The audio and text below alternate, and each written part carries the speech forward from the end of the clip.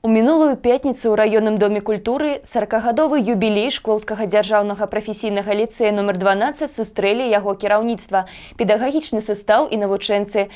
Мерапрыемства прайшло ва ўрачыстай абстаноўцы, а павіншаваць юбіляраў з гэтай датай прыйшлі шматлікія госці.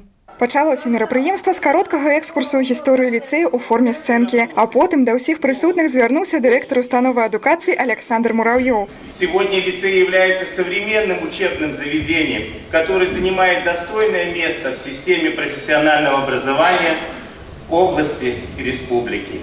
Выпускники лицея имеют гарантированное первое место работы, а также прекрасную возможность по его окончании продолжить учиться и получить среднеспециальное и высшее образование.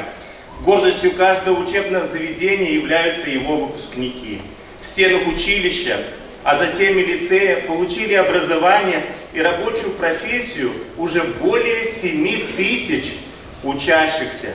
Александр Александрович павіншаваў сваіх падначаленых ветэранаў педагагічнай працы і навучэнцаў з гэтай важнай датай. Таксама са сцэны раённага дома культуры быў зачытаны прывітальны адрес аднамесніка старшыні Магілёўскага аблвыканкама Валерыя Малашкі. Гучалі пажадання ад намесніка старшыні райвыканкама Сергея Артамонова і іншых гасцей свята. Профессионально-техническое образование – это та ниша системы образования Республики Беларусь, которая на данном этапе, я надеюсь, и в будущем тоже, она не уйдет и будет всегда востребована.